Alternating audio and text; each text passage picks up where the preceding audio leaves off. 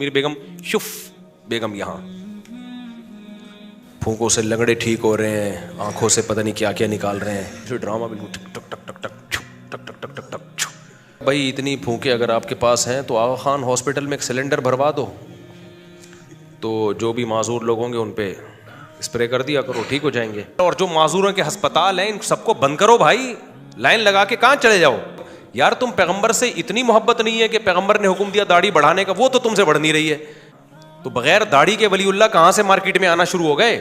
آپ get up دیکھ لیں, جو رنگ برنگی گیٹ اپ ہے, جو فنکاروں اداکاروں والا گیٹ اپ ہوتا ہے, وہ جو ایکٹروں پہ سجتا ہے, علماء پہ یہ گیٹ اپ سجتا ہے. لوگ ڈر رہے ہیں اس کے خلاف بولتے ہوئے نا, کیونکہ بہت پاورفل آدمی ہے. یہ جو میں ریکارڈ کروا رہا ہوں نا, یہ اقرار الحسن کو اپریشیٹ کرنے کے لیے, اس ایک بندے نے نر والا کام کیا, وہ ڈرا نہیں. پوری قوم کی طرف سے شکریہ ادا کرتا ہوں, تو اس کو اکیلا نہ چھوڑیں, اس کو کیا کریں, سپورٹ کریں. کوئی تو خاندانی کام کیا نا اس نے, اللہ تعالیٰ اقرار الحسن کو اس کا بہترین بدلہ عطا فرمائے. مفتی طارق مسعود کے بیانات کے لیے مفتی صاحب کے آفیشیل چینل مفتی طارق مسعود سپیچز کو سبسکرائب کریں.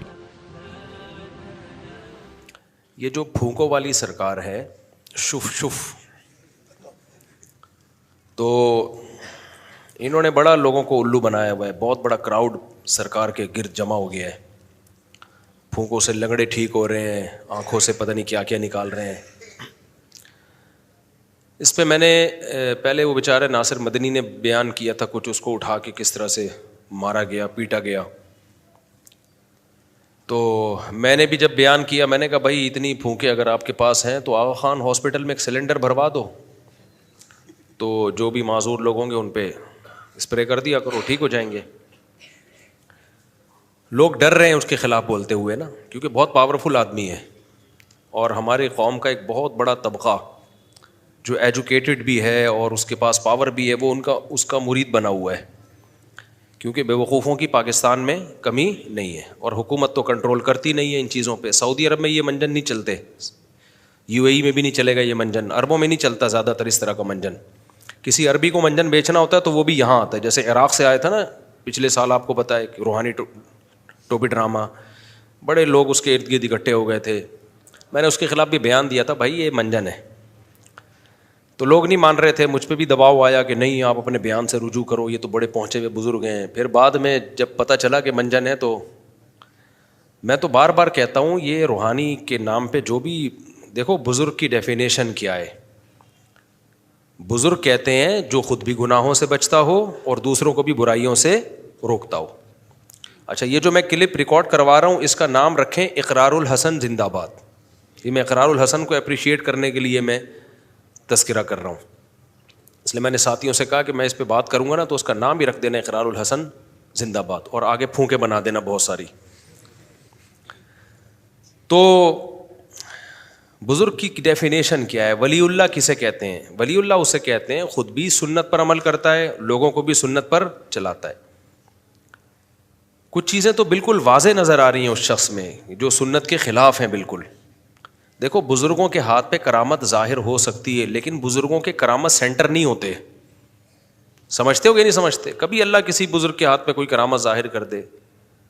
عیسیٰ علیہ الصلوۃ والسلام تو اللہ کے پیغمبر تھے, پیغمبر کا مقام تو ولی سے بہت اونچا ہوتا ہے.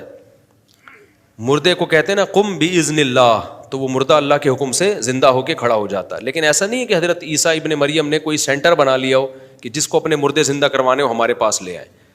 کیونکہ یہ جو معجزہ ہے نا, اس کے صدور میں پیغمبر کا کوئی دخل نہیں ہوتا. یہ کس کی طرف سے ہوتا ہے؟ اللہ. جب اللہ چاہے گا تو ہو جائے گا, نہیں چاہے گا تو نہیں ہوگا. تبھی حضرت عیسیٰ نے ایسا نہیں کیا کہ کوئی باقاعدہ مردوں کو زندہ کرنے کا کوئی ادارہ کھول لیا ہو کہ جس نے اپنا مردہ زندہ کرانا ہے آ جائے میں زندہ کر دوں گا. بھائی نہیں, ان کے اختیار میں یہ چیز نہیں ہے. جب اللہ نے کہا کہ اب آپ کریں تو میں زندہ کر دوں گا, آپ قم کہہ دیں میں اس کو مردے کو کھڑا کر دوں گا, تو کر دیا. نارملی حضرت عیسیٰ یہ کام نہیں کر سکتے تھے. اسی طرح حضرت موسیٰ علیہ الصلوۃ والسلام لاٹھی کو سانپ بنا دیا کرتے تھے, یہ معجزہ تھا نا ان کا.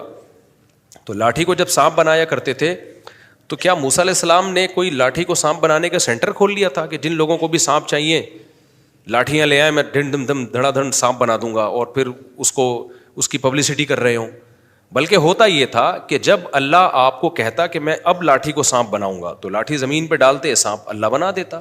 جب نہیں ہوتا تو وہ لاٹھی رہتی, کچھ بھی نہیں ہوتا. یہی وجہ ہے کہ حضرت موسیٰ جب کوہ طور پہ پہنچے تو اللہ تعالیٰ نے موسیٰ علیہ السلام سے کہا کہ آپ کے دائیں ہاتھ میں کیا ہے؟ انہوں نے کہا لاٹھی ہے. کہا زمین پہ ڈالیں آپ. حضرت موسیٰ کو نہیں پتا تھا کہ یہ سانپ بن جائے گی. جب زمین پہ ڈالا تو وہ سانپ بن گئی. حضرت موسیٰ خوف سے دوڑنے لگے کہ کھا نہ جائے, کاٹ نہ لے. تو اللہ نے فرمایا موسیٰ واپس پلٹ, اقبل ولا تخف, واپس پلٹیں, ڈرنا, خوف نہ کھائیں. سنعیدها سیرتها الاولی, آپ اسے پکڑے ہم دوبارہ لاٹھی بنا دیں گے. تو یہ سارے کام کون کر رہا تھا؟ اللہ کر رہا تھا. تو حضرت موسیٰ کو پتا تھا میرے ارادے کا اس میں کوئی دخل نہیں ہے, اس لیے حضرت موسیٰ نے کوئی سینٹر نہیں کھولا کہ لوگوں کو کہا ہو کہ جس نے اپنی لاٹھی کو سانپ بنانا ہے آ جاؤ بھائی میرے پاس. ہر دفعہ اللہ سے پوچھتے تھے کہ اب کیا ہوگا, تو اللہ بتاتے تھے کہ اب آپ ایسا کریں, لاٹھی کو پھینکیں, یہ پتھر سے پانی کے چشمے نکال دے گی.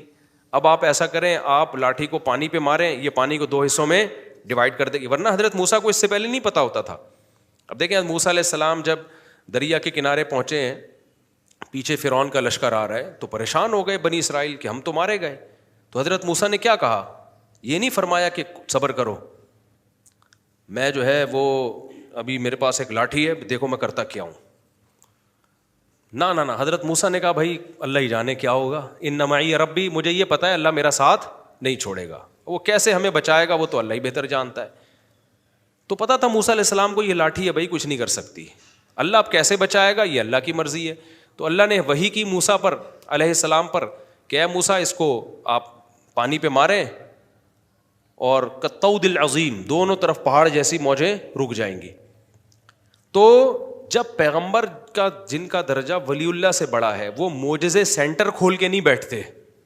جب اللہ ان کے ہاتھ پہ معجزے دکھانا چاہے دکھا دیتا ہے, نہیں دکھانا چاہے تو نہیں دکھاتا. ہمارے نبی صلی اللہ علیہ وسلم نے چاند کے ٹکڑے زندگی میں کتنی دفعہ کیے ہیں؟ بولو نا, 1 دفعہ کیے بس. اور ہر مطالبے کا آپ نے جواب بھی نہیں دیا. مشرکین کہتے تھے کہ سورہ بنی اسرائیل میں آپ دیکھ لیں, لن نؤمن لک حتی تفجر لنا من الارض ینبوعا, اے پیغمبر ہم آپ پر اس وقت تک ایمان نہیں لائیں گے جب تک آپ زمین سے چشمے جاری نہ کر دیں. تو ہمارے نبی نے یہ نہیں کیا کہ یوں کیا اور چشمہ جاری, نہ کہا بھائی میں کہاں سے چشمے جاری کر سکتا ہوں. پھر انہوں نے کہا کہ او یکون لک بیت من زخرف او یکون لک جنۃ من نخیل, آپ کے لیے کھجور کا باغ ہونا چاہیے, وعنب, انگوروں کے باغ ہونے چاہیے, فتفجر الانہار خلالہا تفجیرا, آپ اس کے بیچ میں نہریں جاری کر دیں, او ترقی فی السماء, آپ کو چاہیے آسمان پہ جائیں اور وہاں سے کتاب لے کر آئیں, یہ فرشتہ کیوں کتاب لے کر آ رہا ہے؟ تو ان سب باتوں کے جواب میں نبی نے کیا کہا؟ اللہ نے فرمایا قل, اے نبی آپ ان کو کہہ دیجئے سبحان ربی, میرا رب ہر عیب سے پاک ہے, یہ سارے کام اللہ کر سکتا ہے, میں نہیں کر سکتا. حل کنت الا بشرا رسولا, میں تو ایک انسان ہوں, اللہ کا پیغمبر ہوں, میں نے کب دعوے کیے کہ میں یہ سب کچھ کر سکتا ہوں؟ اب سوال پیدا ہوتا ہے جب نہیں کر سکتے تو پھر چاند کے 2 ٹکڑے کیوں کر دیے؟ بھائی اللہ نے کرا دیا اس وقت, جب اللہ کرا دے گا تو کر لیں گے, وہ بھی ایک ہی دفعہ ہوئے ہیں. اب یہ تھوڑی تھا کہ جب بھی کوئی آتا نبی کے پاس کہ آپ میرے سامنے ٹکڑے کریں تو پھر آپ 2 ٹکڑے کرتے, پھر کوئی تیسرا آتا ٹکڑے کریں آپ ٹکڑے کریں. اور شف والی سرکار کے پاس جب بھی کوئی لنگڑا جا رہا ہے سیدھا ہو کے جا رہا ہے, جب بھی کوئی اندھا آ رہا ہے سیدھا ہو کے آ رہا ہے, جب بھی کوئی آڑا ترچھا ایک دم نٹ بولٹ سیدھے کیے شف سیدھا. یہ کون سی پھونک ہے بھائی؟ جو کام پیغمبروں کے معجزے اتنی کثرت سے جو ہے نا, اور معجزے سینٹر نہیں کھلتے باقاعدہ, تو پیغمبروں کے بعد دنیا میں اللہ کے ولی آتے ہیں, ان کے ہاتھ پہ اللہ بعض دفعہ کرامت ظاہر کر دیتے ہیں, لیکن وہ کرامت سینٹر کھول کے نہیں بیٹھتے. کرامتیں بھی ہوتی ہیں بعض دفعہ اللہ کسی ولی کے ہاتھ پہ, جیسے سلیمان علیہ الصلوۃ والسلام جو تھے, انہوں نے کہا کہ بھائی کون ہے جو ملکہ سبا کا تخت اٹھا کے لائے گا؟ ایک جن نے کہا میں لے کر آؤں گا. ایک بزرگ بیٹھے ہوئے تھے, انہوں نے کہا پلک جھپکنے سے پہلے حاضر کر دوں گا, یہ کہا اور تخت حاضر. 1 دفعہ ہو گیا بس. یہ کیوں؟ اللہ نے ان بزرگ کے دل میں الہام کر دیا کہ میں آپ کے ہاتھ پہ کرامت ظاہر کروں گا. اب ظاہر ہے کوئی انسان یہ کام نہیں کر سکتا, یہ اللہ نے کر دیا. تو کیا وہ بزرگ کرامت سینٹر کھول کے بیٹھ گئے کہ جس کو اب تخت منگوانا ہوگا شف تخت حاضر؟ 1 ہی دفعہ ہوا ہے, اس سے زیادہ ہونا شروع ہو جاتا تو نظام عالم تباہ ہو جاتا. اب ایسا نہیں ہوا. اب دیکھو قرآن کہتا ہے ہم نے سلیمان علیہ السلام کے تابع ہوا کو کر دیا تھا. ہوا سلیمان علیہ السلام کو اٹھا کے لے جاتی ان کے تخت کو, 1 مہینے کا سفر چند گھنٹوں میں طے کرا دیتی تھی وہ. یہ قرآن میں ہے, غدوہا شہر ورواحہا شہر. سوال پیدا ہوتا ہے کہ 2-3 گھنٹے تو پھر بھی لگ رہے تھے نا ان کو کسی ملک میں پہنچنے میں, کہ تخت اٹھا کے سلیمان علیہ السلام سمیت جائے گی وہ ہوا اور ایک ملک سے دوسرے ملک پہنچا دے گی. تو سلیمان علیہ السلام اور بزرگ سے کہتے کہ یار تم نے چند سیکنڈوں کے اندر میری پلک جھپکنے سے پہلے ملکہ سبا کا اتنا بھاری بھرکم تخت وہاں سے سینکڑوں کلومیٹر دور سے اٹھا کے لے آئے, تو اب ہوا کے تکلف کی ہمیں ضرورت کیا ہے؟ بولو شف. وہ بزرگ بولتے شف, اور سلیمان علیہ السلام کا 1 سیکنڈ کے اندر تخت اس ملک سے اس ملک.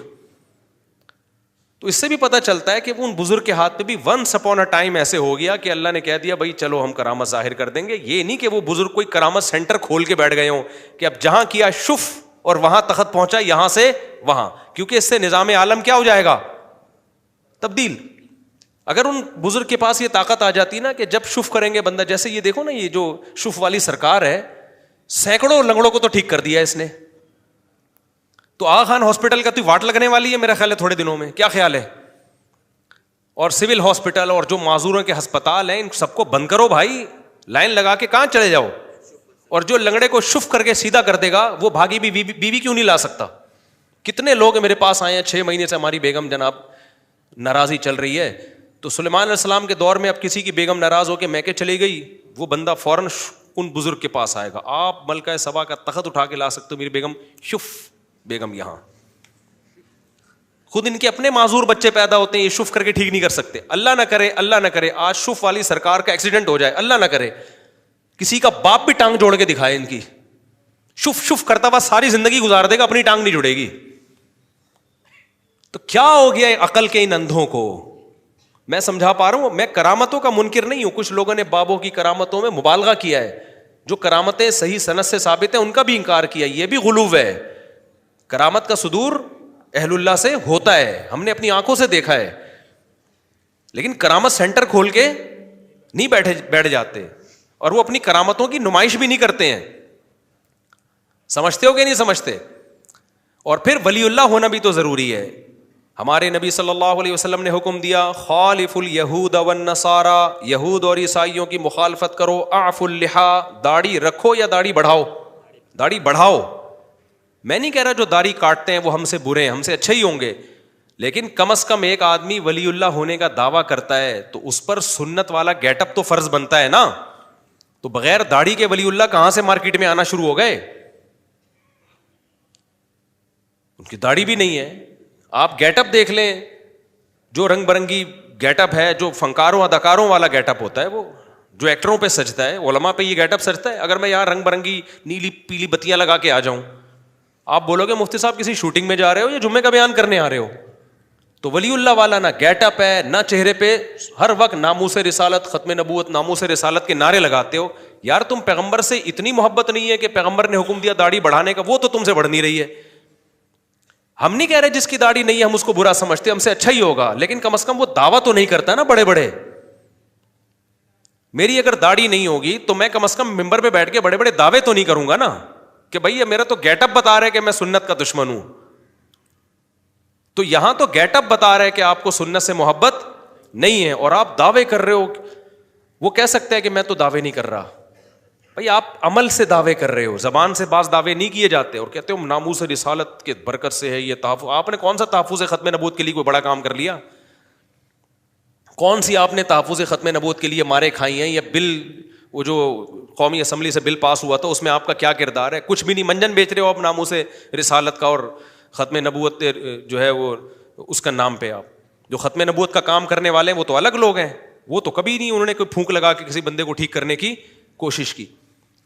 تو اب مسئلہ یہ ہے کہ ہماری گورنمنٹ کو چاہیے تھا, ہمارے جو با اختیار ادارے ہیں ان کو چاہیے تھا کہ یار ایک آدمی کھلے عام لوگوں کو الو بنا رہا ہے, اور بیچاری عوام تو بیوقوف ہوتی ہے. وہ تو ویڈیو دیکھ دیکھ کے کہ لنگڑا تھا شف کیا ہے صحیح چلنا شروع ہو گیا, وہ بیوقوف بن رہی ہے. تو یہ کس کی ذمہ داری تھی اصل میں؟ یہ حکومت کی ذمہ داری ہے. جیسے سعودی عرب میں یہ شف والی سرکار ذرا ایک پھونک تو لگائے نا, ایسے لوگوں کی فوراً سعودی گورنمنٹ 2 منٹ میں ساری پھونکیں نکال دی. یہ روحانیت کے نام پہ جتنے منجن انڈیا, پاکستان اور بنگلہ دیش میں بکتے ہیں, پوری دنیا میں کہیں نہیں بکتے. یہ جن چڑیل بھوت بھگانے والے بھی سارے آپ کو یہیں ملیں گے, سعودیہ میں نہیں ملیں گے. اگر سعودیہ میں ہے تو یہاں سے بندہ گیا ہوا ان کو خراب کر رہا ہوگا جا کے, وہاں کا نہیں ہے. تو اس لیے یہ سب سے پہلی ذمہ داری کس کی ہے؟ گورنمنٹ کی ذمہ داری ہے کہ ان کو بھی اور ان جیسے جتنے لوگ ہیں ان کو کنٹرول کرے. یہ جو کھول کے بیٹھے ہوئے ہیں نا سنگ دل محبوب آپ کے قدموں میں, اور یہ جو کتنے نعرے لگے ہوئے ہیں, اور پتہ نہیں کیا کیا گند لوگوں کو جادو کے نام پہ پلا رہے ہوتے ہیں, گندے خون اور اوٹ پٹانگ عملیات فلیتے اور پلیتے, ان سب کو گورنمنٹ پر لازم ہے کنٹرول کرے, ان کے دھندوں کو ختم کرے. سمجھتے ہو کہ نہیں سمجھتے ہو؟ جو بھی روحانیت کے نام پہ دکان کھول کے بیٹھا ہوا ہے بند کرے بھائی. ہاں دم کرنا رقیہ شریعت سے ثابت ہے. کل میرے پاس ایک آدمی آیا, بیچارے پہ جن تھا, تو واقعی لگ رہا تھا کہ اس پہ, تو میں نے اس کو کہا, میں نے کہا کہتے میں کیا کروں, میں نے کہا بھائی آپ, میں نے بھی اس پہ دم کر دیا, میں نے کہا آپ جاؤ اپنے محلے کے امام سے جو بھی نیک آدمی ہو ان سے دم کروا لو, بس اس سے آگے بڑھنے کی کوشش, ٹھیک ہو جاؤ ٹھیک ہے, نہیں ہو تو صبر کرو. اس سے آگے لمٹ کو کراس کیا نا, وہ کسی سرکار کے پاس چلے گئے آپ یا عامل کے پاس چلے گئے, میں نے کہا وقتی فائدہ ہوگا, اس کی گارنٹی دے رہا ہوں, لیکن اس سے بڑی مصیبت میں پھنسو گے اور پھنستے چلے جاؤ گے ان تعویذ گنڈوں میں.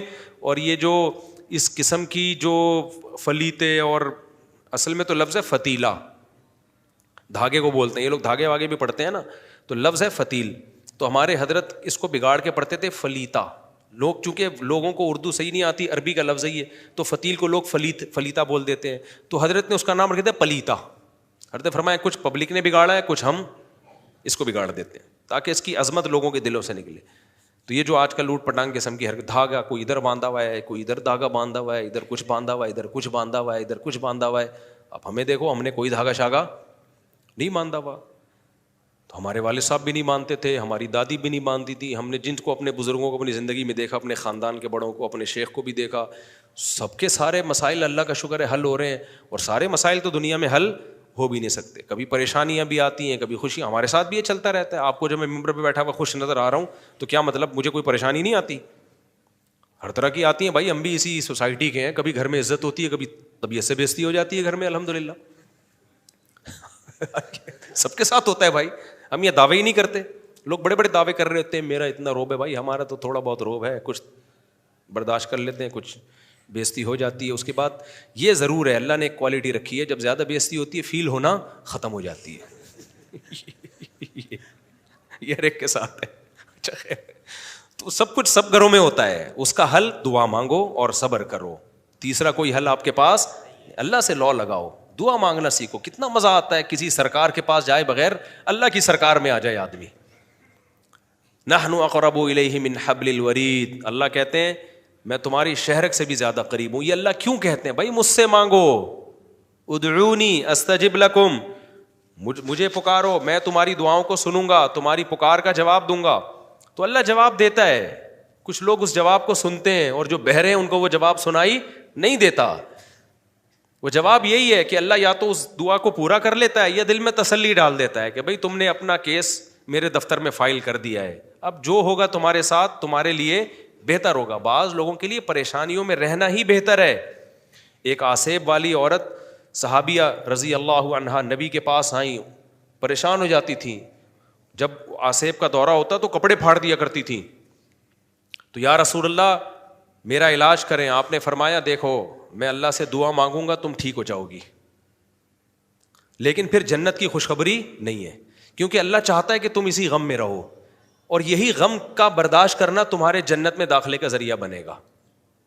ہر ایک کو الگ طرح سے اللہ آزماتا ہے نا. اسی غم میں برداشت کرو گے تو دنیا مسافر خانہ ہے, کسی کا خوشیوں میں ٹائم پاس ہو جاتا ہے, کسی کا غموں میں. پاس سب کا ٹائم ہوتا ہے, مرنے کے بعد سب کی قبریں ایک جیسی ہوتی ہیں. جو غم میں صبر کر کے چلا گیا وہ ادھر جنت کے مزے, اور جو خوشیوں میں اللہ کو یاد کر کے گیا ادھر بھی اس کی جنت کے مزے, اور جو خوشیوں میں اترانے لگا ادھر برباد ہوگا, اور جو غم میں بے صبری کا مظاہرہ کرے گا وہ بھی ادھر برباد ہوگا. حدیث میں آتا ہے بعض لوگ ایسے ہیں دنیا میں بھی پریشان آخرت میں بھی پریشان, کیونکہ یہاں غم آئے صبر نہیں کیا. تو ان صحابیہ نے عرض کیا یا رسول اللہ میرا علاج کیجئے تو یا دعا کیجئے میرے لیے. آپ نے فرمایا میں دعا کروں گا اللہ تمہیں اس بیماری سے شفا دے دے گا, لیکن پھر جنت کی گارنٹی نہیں ہے, پھر عمل دیکھا جائے گا تمہارا.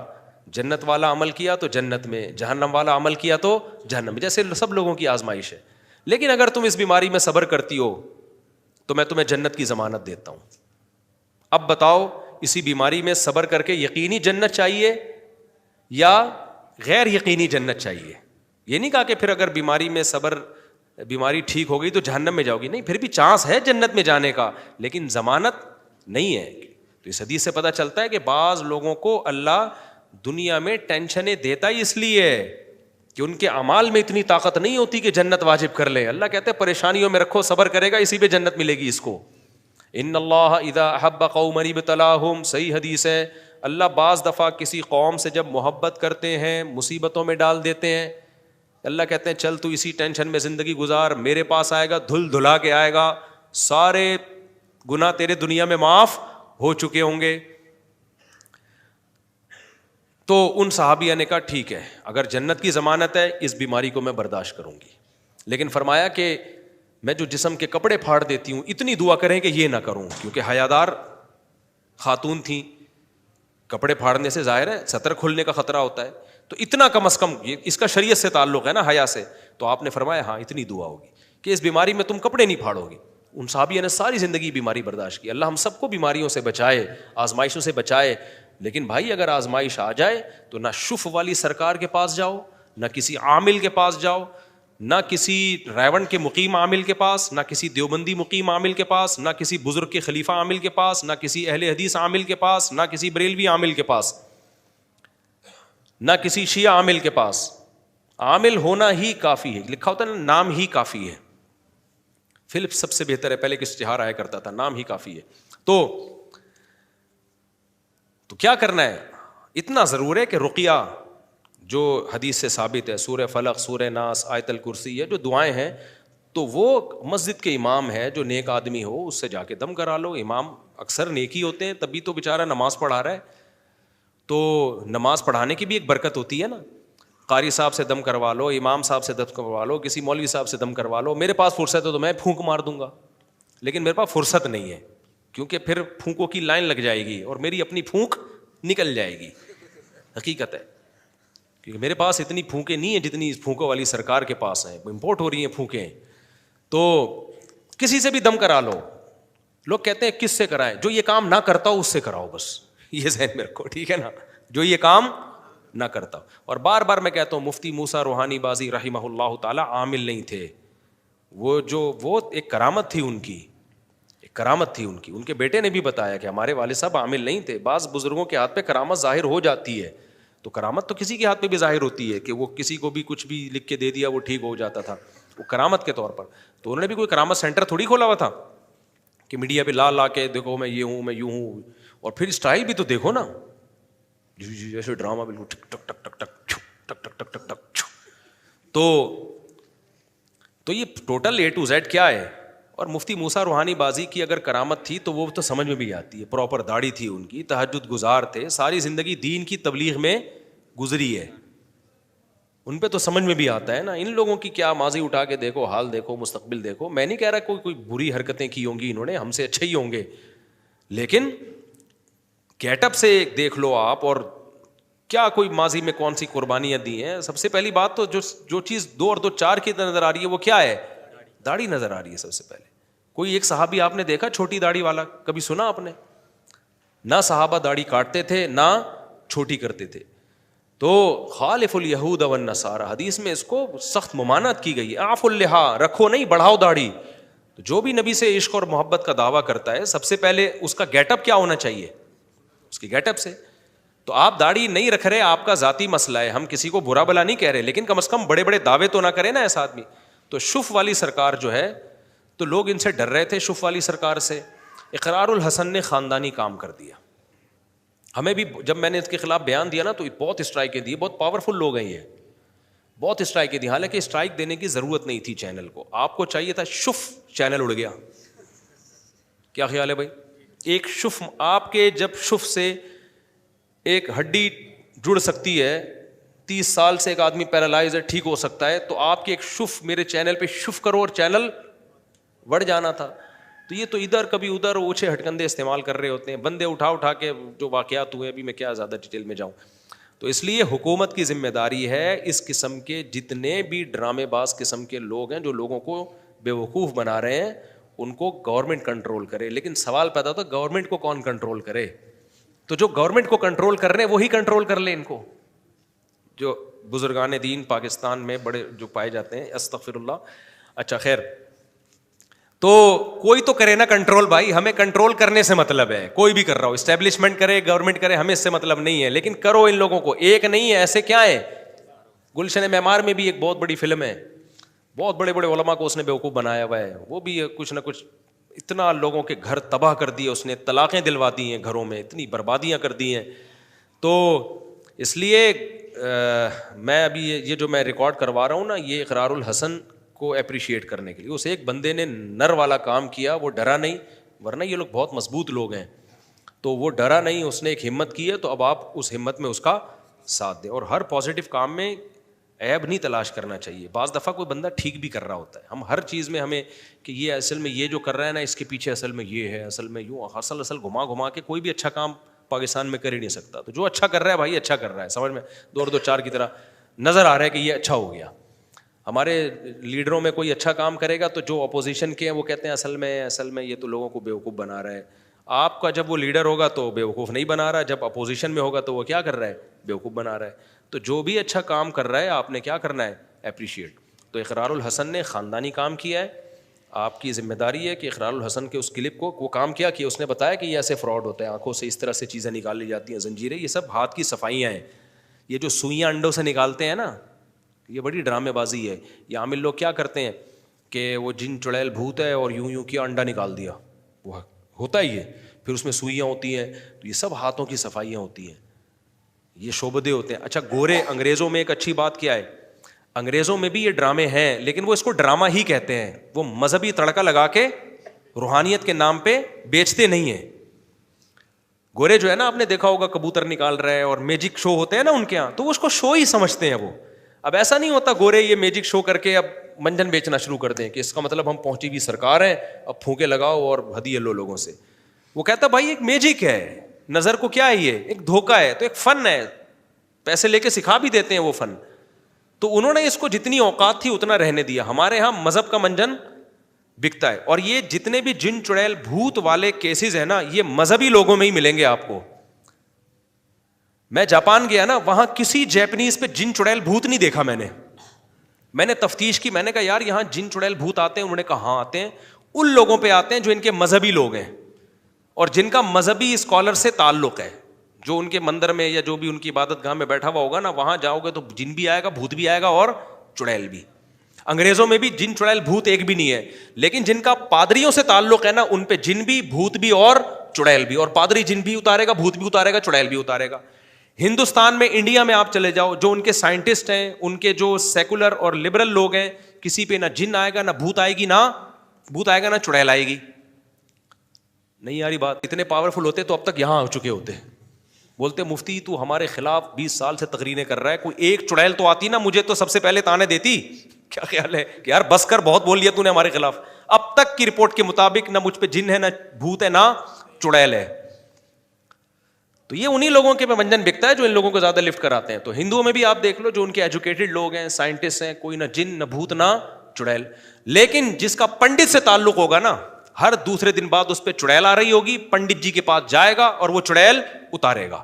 تو مسلمانوں میں بھی جو سیکولر لبرل لوگ ہیں, نہ جن, نہ بھوت, نہ چڑیل. جو مذہب میں تبلیغ میں وقت لگا لیا, مدرسے میں پڑھ رہا ہے, خانقاہ سے تعلق ہے, اس پہ جن بھی آئے گا, اس پہ چڑیل بھی آئے گی, اس پہ بھوت بھی آئے گا. اور اتارے گا کون؟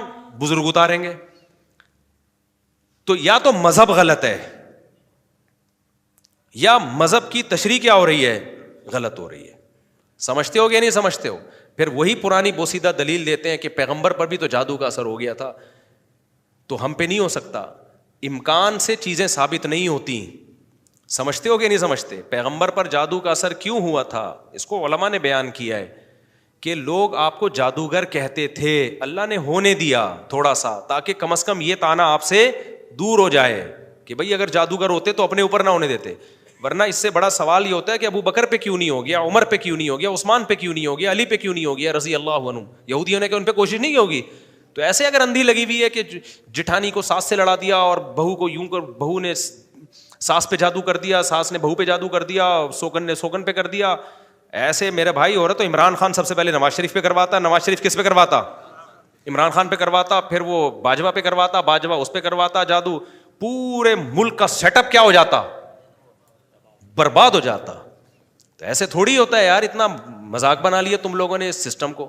اور ایک بس آخری واقعہ سنا کے اپنی بات کو ختم کرتا ہوں. ابھی کچھ دن پہلے ایک صاحب آئے, کہنے لگے ہمارے گھر میں خون کی چھینٹیں نظر آ رہی ہیں اور بندر کے پنجے نظر آ رہے ہیں, تو یہ کچھ ہے. اور میں نے کسی عامل کو لایا, اس نے سونگ کے بتایا کہ چڑیل وڑیل کا کوئی کیس ہے.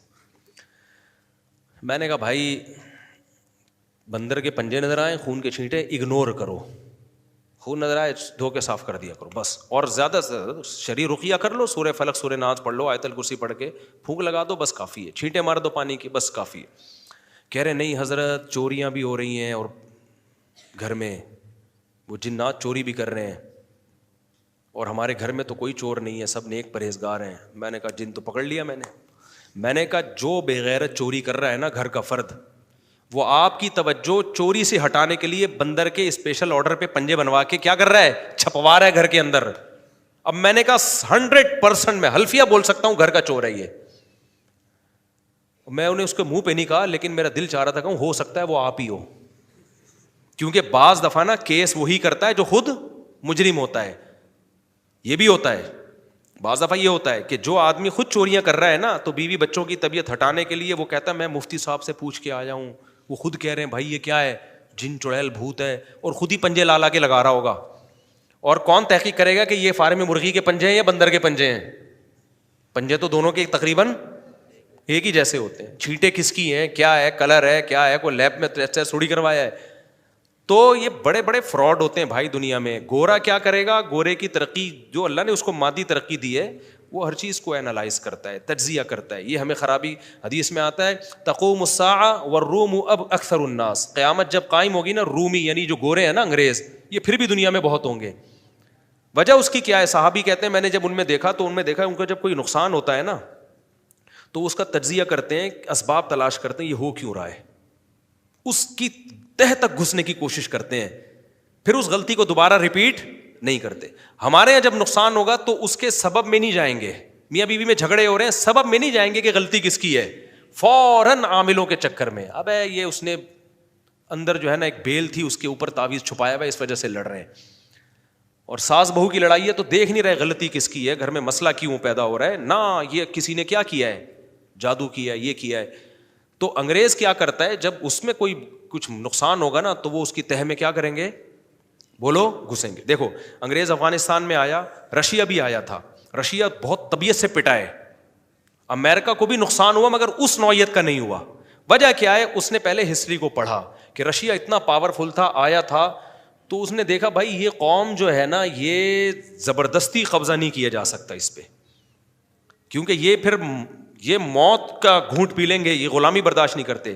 تو انگریز جب آیا نا افغانستان میں تو ٹافیاں بانٹی اس نے بچوں کو, اس نے الیکشن کروا کے فوراً ایک حکومت بنا دی, اور حکومت میں اس نے کہا پشتو جو اسپیکنگ ہے نا وہی صدر ہوگا, اور کہا میں تمہارا رہنما ہوں, میں دوستی کے لیے آیا ہوں. وہ الگ بات ہے, وہ ان کو سمجھ میں پھر بھی انہوں نے کہا, پھر بھی نکالا اس کو, لڑائی کی انہوں نے, جہاد کیا انہوں نے کہا نہیں بھائی ہم نہیں برداشت کرتے.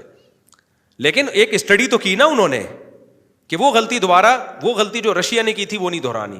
اور اب جو ان کو اس 20 سال کے تجربے کے بعد جو چیز ان کے سامنے آئی کہ بھائی اس ملک کا رخ ہی نہیں کرنا ہے, یہ ملک جنگ کے لیے بنا ہی نہیں ہے, جنگ سے مراد کوئی اور غیر قوم آ کے اس پہ حکومت کرے گی, کام کرنا ہی نہیں ہے. ہمارے یہاں پتہ ہے کیا ہوتا ہے, جب کوئی مصیبت پہنچی, نقصان پہنچا, بجائے اس کے ہم اس کے, اب جیسے خفیہ چوری ہو رہی ہے پتہ ہی نہیں چل رہا, تو بھائی کوئی بڑا ہوشیار قسم کا چور ہے, یا تو یہ خود چور ہے جو انکوائری میں لگا ہوا ہے. میرے ساتھ تو ایسا ہوا ہے, میری چیزیں چوری ہوئی تو جو چور تھا نا ادھر مسجد سے چوری ہوئی, جو چور تھا کمبخت وہ جا کے FIR کٹوا کے آیا ہے. ہمارا شک بھی نہیں تھا کہ یار یہ آدمی چوری کر, بعد میں پتہ چلا یہی تھا. بعض دفعہ ایک بڑی محبت کا, یہاں ایک بندہ آتا تھا میرے خط لکھ کے دیتا تھا, آپ سے بہت عقیدت, آپ سے بہت محبت, بڑی پیاری باتیں کرتا تھا, تو اس کو نہیں پتا تھا خفیہ کیمرے لگے ہوئے ہیں, یہیں سے چیزیں چوری کر کے بھاگ گیا.